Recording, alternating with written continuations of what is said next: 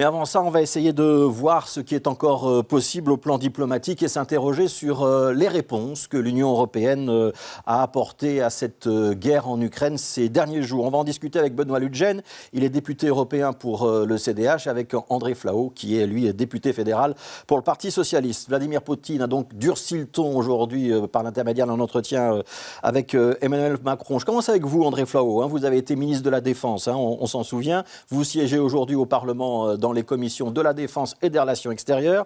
Les propos de Vladimir Poutine, ils ne sont pas rassurants. Ça veut dire que la carte diplomatique, elle n'est toujours pas prête à être jouée aujourd'hui ?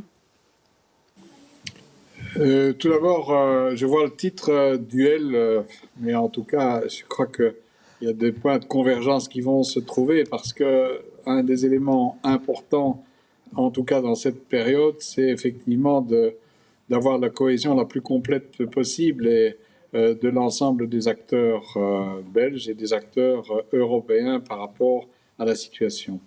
L'autre élément, j'entends les commentaires sur cet entretien téléphonique. Il est clair que ce n'est pas rassurant, mais je crois qu'il faut quand même souligner que si Macron continue à avoir des contacts avec Poutine, quelle qu'en soit la teneur des contacts, je crois que c'est la seule voie qui reste encore aujourd'hui pour faire en sorte qu'un dialogue puisse se rétablir, qu'on puisse à un moment donné remettre autour de la table des protagonistes, encadrés bien entendu par une communauté internationale qui a manifesté de façon très large au sein de l'Assemblée générale des Nations unies sa condamnation des actes qui ont été posés par Vladimir Poutine.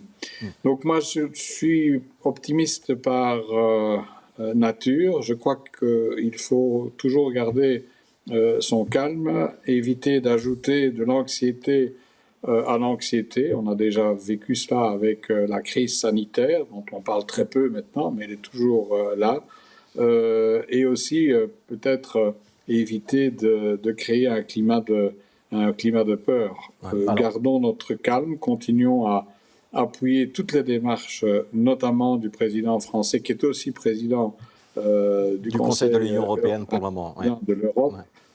C'est cette carte-là qu'il faut absolument jouer. Alors Benoît Ludgen, est-ce que vous êtes d'accord avec André Flahault ? Surtout, restons calmes. Je voudrais vous entendre sur la réponse de l'Union européenne quand même, parce qu'on a noté qu'elle a été graduelle. On a commencé par sanctionner d'abord Vladimir Poutine et ses proches, puis on a suspendu les échanges bancaires, les liaisons aériennes. On a fini par livrer des armes quand même aux forces ukrainiennes, c'est-à-dire qu'on est monté graduellement. Est-ce qu'il faut encore monter d'un cran ou est-ce que là, au niveau où on est, il faut qu'on s'arrête à ce niveau-là ? Donc, j'appuie évidemment ce qui était dit par André Flahault. C'est dans l'unité qu'on doit résister et qu'on doit aussi faire valoir l'unité européenne qui est une force incroyable depuis quelques jours. Et c'est peut-être d'ailleurs malheureux de passer par des crises comme celle-là pour construire à nouveau la force de l'Europe. Alors, pour répondre très concrètement, il reste encore, et c'est normal, toute une série de sanctions possibles. Vous avez parlé du système SWIFT. Aujourd'hui, à l'heure où je vous parle, toutes les banques russes ne sont pas exclues de ce système. Bon. Donc il reste encore d'autres cartes à jouer en tant que tel, ce qui est normal.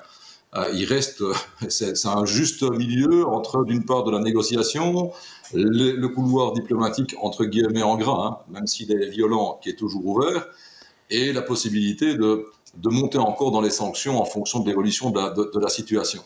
Donc ça demande effectivement d'une part du sang-froid et ça demande de répondre chaque fois à chaque élément en en gardant sous la manche, si je puis dire, au travers de ces négociations et au travers des sanctions possibles encore dans les jours qui viennent ou les semaines qui viennent. Le président Zelensky s'est adressé directement aux parlementaires européens. J'imagine que vous avez suivi son intervention. Lorsqu'il vous demande, à vous, parlementaires européens, ou à l'Union européenne d'une manière plus générale, d'accélérer des négociations d'adhésion, ça vous semble possible ? On peut le dire oui symboliquement et puis étaler les négociations dans le temps, c'est ça qu'on doit faire ? Je pense qu'il était important, en tout cas, d'ouvrir nos bras, si je puis dire, à l'Ukraine, même si... on le sait très bien, on n'adhère pas comme ça à l'Union européenne en 3 jours. C'est un processus qui est un processus long. Mais je voudrais d'abord dire que je n'ai jamais vécu alors je n'ai pas la même expérience qu'André Flau en tant que parlementaire, mais j'ai vécu dans différentes assemblées. C'est la première fois de ma vie que je vis un moment aussi fort, aussi puissant d'émotion partagée, de communion et aussi de mobilisation. Parce que la force du président ukrainien, elle se révèle aussi en nous. Il est clairement un héros de son pays, mais il nous oblige aussi à être à la hauteur de l'événement, en soutien par rapport aux sanctions qui ont été prises, par rapport à l'accueil des réfugiés, par rapport au soutien militaire, par rapport aux sanctions financières et économiques qui ont été prises et par rapport effectivement à cette main tendue pour une future adhésion possible de l'Ukraine. On est dans le symbole, mais le symbole il compte aussi dans ces moments-là. Et cette émotion, elle se transforme dans une mobilisation absolue de l'Union européenne, que ce soit la Commission, le Conseil ou le Parlement, excepté quelques grincheux d'extrême gauche ou d'extrême droite. Et on peut comprendre pourquoi, puisque eux ne se réjouissent pas de la situation. Ils ont soutenu parfois dans une forme de fascination absolument abjecte M. Poutine. L'immense majorité des parlementaires sont mobilisés concrètement au quotidien pour être aux côtés du peuple ukrainien. André Flau, est-ce que la réaction européenne, ça a été la bonne, cette graduation des sanctions? Est-ce que vous êtes d'accord avec Benoît Lugène ou est-ce qu'on doit faire autre chose ou se préparer à aller plus loin? Je vous pose cette question-là, puis j'enchaîne avec une deuxième. Imaginons qu'on doive prendre Vladimir Poutine au mot et que l'étape suivante, ce sera par exemple des menaces sur la Finlande ou la Suède, qui ne sont pas membres de l'OTAN, mais qui auraient peut-être envie de le devenir. Il faudra faire quoi si Vladimir Poutine menace clairement ces deux États membres de l'Union? Mais tout d'abord, je crois que l'annonce qui a été faite, la demande formulée par le président ukrainien d'adhésion à l'Europe et la réponse qui a été fournie est une réponse qui est une réponse certes généreuse, mais qui est aussi peut-être un effet d'annonce. Et comme vient de le faire Benoît Lugène, il faut, je crois, assortir cette réponse des conditions. Parce que effectivement, une adhésion, ça ne se fait pas uniquement comme cela. Il y a d'autres pays qui sont en attente aussi et qui s'interrogent aujourd'hui pour les raisons pour lesquelles on laisserait comme ça une adhésion automatique d'urgence. Là, on ouvre une boîte qui est une boîte dangereuse. Et depuis les annonces faites par Mme van der Leyen et par Charles Michel notamment, on est en train de corriger le tir et d'avoir une démarche d'honnêteté dans la communication, parce qu'on a créé peut-être un grand mouvement d'espoir, mais on ne pourra pas donner une réponse tout de suite, et donc on va décevoir aussi tant les Ukrainiens que la population ukrainienne. Je crois qu'il faut être honnête avec les gens. Alors, et sur la graduation des sanctions, est-ce qu'il va se passer maintenant? Mais sur les sanctions, on y va graduellement. Il faut surtout aussi prévenir les ressortissants européens que les sanctions peuvent entraîner des contre-sanctions et qui dépasseront sans aucun doute les seules problématiques de l'énergie et du gaz et qui pourra avoir des implications dans d'autres secteurs. Là aussi, c'est une question d'honnêteté à l'égard de nos opinions publiques. Une gradation, certainement, à un certain moment, il faudra bien s'arrêter. L'autre élément par rapport au scénario d'une attaque de la Russie vers d'autres pays de l'OTAN ou qui ne sont pas membres de l'OTAN, là je crois qu'il faut s'en tenir aux règles, à savoir qu'il y a un article 5 qui prévoit qu'il n'y a pas d'intervention de l'OTAN lorsque les pays menacés ou ne sont pas membres de l'OTAN. C'est d'ailleurs ce ça poserait quand même un petit problème dans le cas de la Finlande ou de la Suède, ou c'est également le cas de l'Autriche, par exemple, là, qui sont dans l'Union européenne, mais qui ne sont pas dans l'OTAN. On n'irait pas les défendre? Mais la règle, elle est comme ça.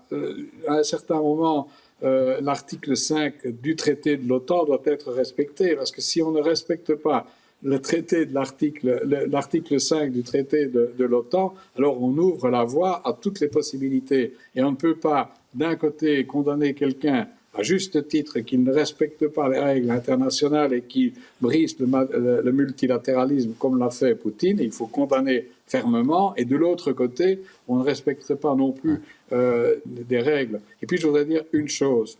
Et là, très peu de personnes parlent de cela. Et Benoît Lugène est sans doute sensible à ça aussi. Moi, je voudrais quand même qu'on ait une attention toute particulière pour notre personnel diplomatique et pour les militaires aussi. Mettez-vous à la place des épouses, des compagnes, des compagnons, des enfants qui voient partir leur papa ou leur maman en opération extérieure avec toutes les images et les informations et désinformations qu'on voit dans tous les sens.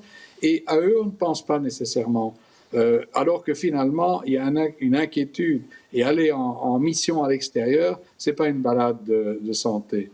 Et je crois qu'il faut aussi qu'on en parle aussi. Et on ne peut pas manier avec une légèreté comme ça la perspective qu'un jour on pourrait ne pas respecter les règles parce que non, c'est pas possible. Il faut respecter les règles internationales que nous sont imposées à soi-même. Alors, une dernière question pour Benoît Lutgen. Tout ce qui s'est passé, André Flau a dit tout à l'heure, il a ressoudé un petit peu l'Union européenne et l'OTAN, Vladimir Poutine. Est-ce qu'aujourd'hui, on est dans une situation plus favorable qu'il y a quelques mois ou quelques années pour parler d'une Europe de la défense? Et est-ce que la sortie de crise, ça va être ça? Parce qu'on est dans l'OTAN avec Joe Biden, président des États-Unis. On aurait pu être dans l'OTAN avec Donald Trump, président des États-Unis, qui voulait sortir de l'OTAN ou en tout cas amoindrir son rôle. Ça aurait pu être catastrophique. Ça veut dire que les Européens doivent investir dans leur défense? Clairement, si on additionne l'ensemble des budgets militaires et de défense de l'ensemble des pays européens, nous sommes la deuxième force au monde. C'est parce que nos forces ne sont pas mises en commun.